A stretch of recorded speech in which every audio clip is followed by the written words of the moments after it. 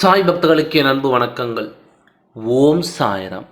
என் அன்பு குழந்தையே, உன் மனதில் பூட்டி வைத்திருக்கும் ஒரு காரியத்தை இன்று நான் வெளியிடப் போகின்றேன். யாருக்கு பயந்து உன் மனதில் பூட்டி வைத்திருக்கின்றாய்? உன் மனதில் இத்தனை ஆசைகளை குவித்து வைத்துவிட்டு மற்றவர்களுக்காக அதை மறைத்து வைத்திருக்கின்றாய். உன் வாழ்க்கையை வாழ வேண்டும் என்று ஆசைகள் அதிகமாக இருந்தாலும் பிறர் பேசி விடுவார்களோ என்ற எண்ணத்தில் ஏன் அச்சப்பட்டு கொண்டிருக்கின்றாய்? உன் வாழ்க்கையை வாழ்வதற்கு உனக்கு எதற்கு பயம்? யாருக்காக பயப்படுகிறாய்? நீ ஒன்றும் தவறான வழியை தேர்ந்தெடுக்கவில்லையே. மற்றவர்களுடைய உறவை தட்டி பறிக்கவில்லையே. மற்றவர்களுக்கு சொந்தமான பொருளை நீ எதையும் தொடங்கவில்லையே. அது ஏன் மற்றவர்களுக்காக பயப்பட்டு நடுங்கி வருகிறாய்? நியாயமான உறவை நேசிக்கும் உனக்கு எதற்காக இந்த நடுக்கம்? நியாயத்துக்கும் நேர்மைக்கும் இங்கே இடமில்லைதான்.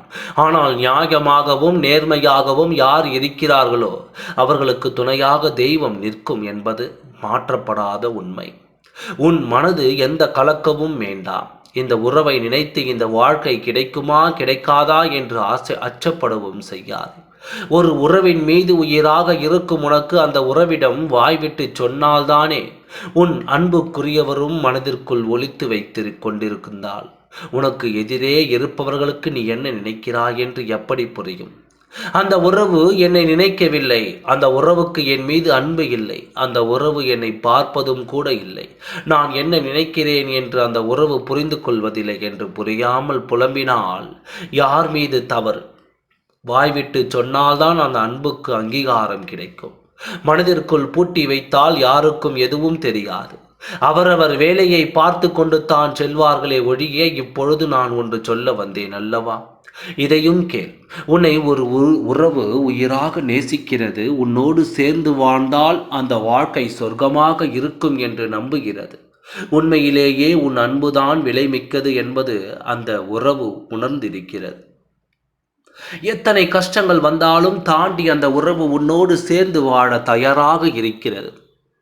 துடிக்கும் இதயமே உன்னோடு சேர்ந்து வாழத்தான் என்று அந்த ஒரு இதயம் சொல்லிக் கொண்டிருக்கின்றது. வாழ்ந்தால் அவளோடு வாழ்வேன், இல்லை என்றால் மண்ணோடு வீழ்வேன் என்ற வார்த்தையை அடிக்கடி சொல்லி எனக்கும் தெரியும். அவரின் மனதில் இருக்கின்ற எண்ணத்தை புரிந்து கொண்டார்கள். எத்தனையோ சொல்லியும் மாறாத அந்த இதயம் இன்னும் உனக்காகத்தான் துடித்து கொண்டிருக்கின்றது. அது யார் என்று உனக்கு தெரிந்தும் தெரியாதது போல மற்றவர்களுக்காக மறைத்து வாழ்ந்து வருகிறாய். அன்பு என்பது சுலபமாக எவரிடத்திலும் இருந்து கிடைத்து விடாது. கிடைத்த அன்பை வீணாக்குகிறாய். உன்னை தேடி வரும் உறவை உதைத்து கொண்டிருக்கின்றாய். இது உன் வாழ்க்கைக்கு நல்லதல்ல. தேடும் போதெல்லாம் நீ நினைத்தது கிடைக்காது. உன்னை தேடி வரும்போது பெற்றுக்கொண்டால்தான் வாழ்க்கை சுகமாக இருக்கும். கிடைக்கும் என்பது எல்லோருக்கும் கிடைத்து விடாது. கிடைக்காதது என்பது எப்பேற்பட்ட வேலையை செய்தாலும் கையில் கிடைத்து விடாது என்பதை புரிந்து கொண்டு உன்னை தேடி வரும் உறவை புரிந்து கொண்டு வாழ்க்கையை ஏற்றுக்கொள்.